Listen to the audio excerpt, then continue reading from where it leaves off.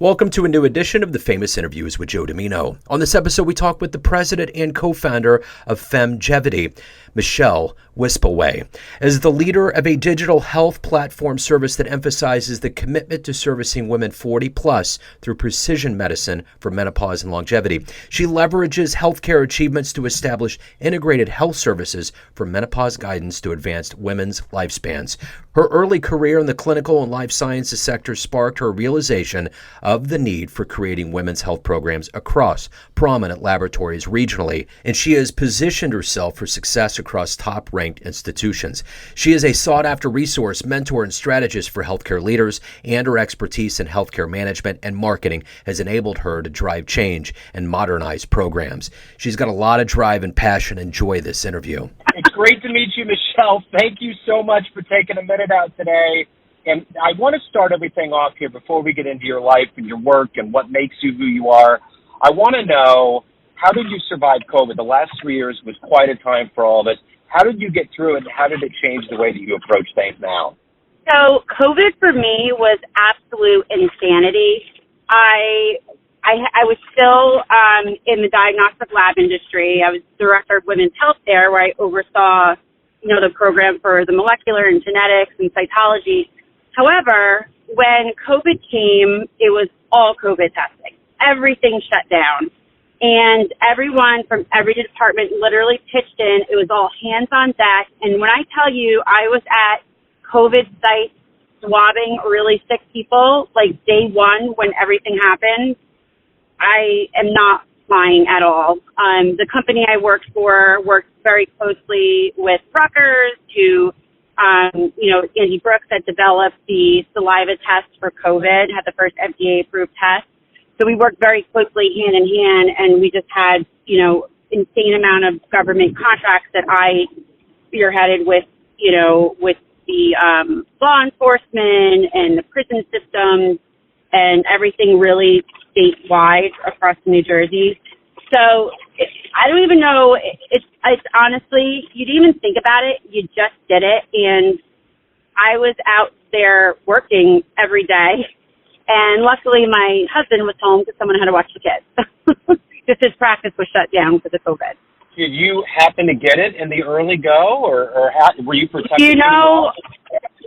What's interesting is, and I do think people tell me I have Viking blood, but I do think it has something to do with O negative, my blood type. I did not get COVID, and I tested myself a lot, very frequently, and I didn't. And I actually didn't get COVID the first time until 2022 in the fall. And it was just, briefly for a few days, I really just felt like I had a cold. Yeah, that's bizarre. My day job, I work for a school district, and I kind of feel like I'm a plumber. I'm always around germs and all of that. So it's, they said early on, basically, I don't even know if it was early on, maybe a year into it, they said basically everybody's going to get this. It's going to go through. There's going to be a level of herd immunity. I think it was really about the older population and those that are unhealthy. Wasn't that kind of the crux of it? Yeah, I do. There definitely is an aspect of the herd immunity. Our body just become more resilient. And listen, it's a part of epidemics are a part of our medical world and our system. And if you look back to the 1800s, there's been every 100 years there's a big pandemic, and you almost have to have it because if you have that big of a population, it just the healthcare system just can't handle it. And I know that sounds morbid and very rigid, but it's the God's honest truth. It's kind of like the survival of the fittest, and it's just a cycle of life. I agree. Yeah, that's well put. That's quite intense. So let's get to the crux. I mean, I see on paper what you do, but I want to hear it from you in a more concise way. So I'm going to put you in front of a bunch of third graders in career day. One of the kids looks up and says, hey, what do you do for a living? How do you answer that child? So in a third grade term, we help women with hormone balancing during a phase of their life when their body changes. And notoriously, there has not been any doctors that know how to properly treat women when their bodies change and what type of medications and treatments to give them to help mommies and aunts and sisters feel their best and replenish themselves. In a third grade term. In an adult term, we are a digital telemedicine company. We are in the femtech industry. We are a startup, and we revolutionize menopause management and feminine longevity medicine. And we use a comprehensive approach with DNA analysis testing, a comprehensive hormone assays, and we combine it with symptom analysis and tie in a personalized custom treatment plan where no woman is treated as one. Everyone is unique, individual, and we really personalize it. You know, doctors haven't been trained in menopause historically throughout medical school, and they're very uncomfortable how to treat it, and women don't know where to go. And when your body loses its hormones, you know, the estrogen protects you from actually heart disease and osteoporosis. And when your body is depleted of that, that's when the disease sets in. And women, you know, through your perimenopause years, as you lose that, disease happens. And then you just really kind of go off the cliff with not a preventative lifestyle, and you're kind of sending yourself into a crossroads for your health span. That's fascinating. I had no idea. I mean, there's so many aspects of that. So I'm curious, what did you want to be in the third grade? What was your dream when you grew up? Oh, you know, marry a football player, and, you know, no, I'm kidding. You know, I always knew that I wanted to make an impact, and I never wanted to settle for just a job. I knew I always wanted something that I had passion in, right? So I got into the diagnostic space after college because I loved the clinical aspect. I loved women's health. I loved being able to speak on behalf of the newest innovative testing and diagnostic tools that help women survive and live longer. And then, you know, our healthcare industry is very broken, and throughout the years, everything became much less focused on the clinical aspect of it and innovative care and more just insurance-driven, right? Like, people can only order the testing that insurance pays for, even though they really need more testing to really properly diagnose and treat. And so, you know, going back to my roots and what I really wanted when I was that third grade girl, you know, founding FemGevity with my partner, it was getting back to the passion and really making an impact and getting that outcome for really just redefining women and empowering them to live healthy and better lives and understand what optimal health means, not just treating when you have disease, but let's treat to make you feel better, that aging isn't scary. It's actually, it's invigorating, and it's a rebirth, and it's your next wave of life to feel that 20, 30-year-old self. So let's get to, I mean, the way that we excel in life with those inspirations around us. Who's been a hero for you? You know, it's funny because I wouldn't have said this in my younger years, but I guess the wisdom and life experiences, I would have to say my mom is, and it took for my mom to actually pass away at 51 and go through a lot of, like, you know, hard times with, like, acceptance of, you know, sudden death and everything. And I realized that my mom really she always put forth her best effort. Even if it wasn't, you know, what I appreciated or saw at the time, it was always, she did always what was best for us, even though we may not have thought it. But I think, like, to me, that as a 42-year-old woman, when I think back, I think of my mom, and I think of just, she never stopped and always kept going to what her outcome was, whether it's like it was professionally or personally or doing what she needed to do for her daughters. Let me ask you this. If you could meet anybody alive on the planet right now and spend some time with them, who would it be? Oh, wow. That's a good one. I think that person would be Peter Thiel. He fascinates me. I would love to pick his brain about business and startups and how he processes and formulates ideas and really takes businesses to the next level with creativity and networking and partnerships. And I would love to know his library of books that he's read to just absorb the information that he has. So in that same vein as, admiring somebody that's highly driven, what is the drive for you? What's the motivation, gas in your tank, so to speak, every day for you to do the work that you do to achieve what you want to get done? Passion. It comes from pure passion. You have to really want something, and it has to come from your heart and your gut and my confidence, right? My confidence in believing what we're doing, confidence in myself, and my resilience to be able to bounce back when I make a mistake, and to actually want to make some mistakes. You make mistakes, but you make fast mistakes, right?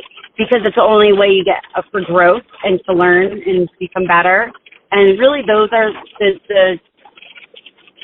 my key objectives with really what makes me tick every day, to get up and keep doing it over and over. So what is your favorite client success story that you've been involved with over the years? So I would say, going back in my career in diagnostics, that really made my career was a fertility clinic that really let me imprint myself into the molecular genetics world. And it really helped my growth with understanding just a lot of DNA analysis and genetic mutations, and understanding a really big business and how it grows. And it helped me also understanding of the importance of a relationship and networking, because things do go wrong in business, but when you have that relationship with people, that's the only thing that's really going to keep that business with that client afloat, to forgive any, business mistakes that have happened or gone wrong. So what is the one thing that you've done as a professional that you're the proudest of? Professionally, you said? Yeah, I guess it could be professionally or personally. Yeah, what are you the proudest of that you've done in your life? I think really what the proudest I've done is how I've ingrained in my children that they respect, hard work, and also the other thing is how they treat other people. I think my proudest is when people tell me that my children are polite, that they're conversational, and when I see my son speaking and articulating with other adults and asking them questions. And that is my proudest. And it goes far beyond any professionally, because that is, I'm putting my children out into the world, and it's how they treat people and how they know that they want to be treated back. And that pays it forward for generations and generations on, because I've ingrained that in them, and then they'll ingrain it in their children and their children's children, and on and on. Well said. So let's say you have a dream tonight. You run into a younger version of yourself, and you could take all of the experience and wisdom you've gained in this lifetime and impart advice on that younger version of you. What would you tell your younger version? I say this to people very often, this question. And what I would tell myself is to, and I still say this now, to not worry about what if. What if it doesn't work out? What if I don't make this amount of money? Stay in the moment and focus on the now. Don't look around what other people are doing. Focus on what you're doing. And insistence is a form of resistance, right? The more you insist insist on something constantly working and being stressed about it working, the less it's going to work. If you just take a step back and be like, I got this, what's going to happen is going to happen. I wish I would have done that because it would have saved me so many nights of sleepless nights and worry. And what happens for you is supposed to happen for you, good or bad. For sure. Yeah. What was the first book that you read that really kind of parted the curtains for you and made you either want to read more or just be inspired? I think I'm going to go back to one of the most recent books. And it just like resonates with me out of all the books and all the years I've read, but Never Split the Difference by Chris Voss is a phenomenal book. It's negotiating and understanding how to speak to people and understand the psychology and asking questions. And I think it's the most impactful because so much of, just like business and obviously in your personal life too is relationships. And if you don't know how to interact with people and how to look at things from a different perspective and not just like settle at, well, that person's nasty, so they just must be a nasty person, and not being able to dial it back and be like, well, there's 10 other things that could have happened that day. That to me just has resonated with me so much because you have to understand the human brain and just how to go back, how to go about functioning in relationships and talking and negotiating, whether it's with your child or with a business person. So, Michele, everyone out there has a perception of you. There's all these pockets of people, family, friends, clients, colleagues, that you ultimately run the show. What is your perception of you? Who do you think you are? I think I have a lot of tenacity, passion, persistent as hell, energy. I could be very intense, sometimes over intense and overbearing. I know my flaws and I know my great aspects too, but I think just driven and relentless. I get it. I hear it for sure. So, Michele, if anyone wants to learn more about you, get involved with your services, anything pertaining to you and your world, where can they go? They could find us at FemGevityHealth.com. They could find our social tags are at FemGevity. I'm personally on LinkedIn, and we have, live chat and text and all that available to get in contact with us. Michele, thank you for diving in like a good jazz improv set. This is wonderful. Thank you for your story. You had such wonderful insights and answers. I appreciate your time today. Best of luck with everything. Thank you. Awesome. I appreciate it. Thanks for tuning in to another famous interview with Joe Dimino, where we cover the world of art, literature, business, spirituality, music, and more from around the globe. If you want to hear more interviews, visit the Famous Interviews with Joe Dimino channel on YouTube. You can also find us on Spotify and Apple Podcasts. Thanks again for listening, and until next time.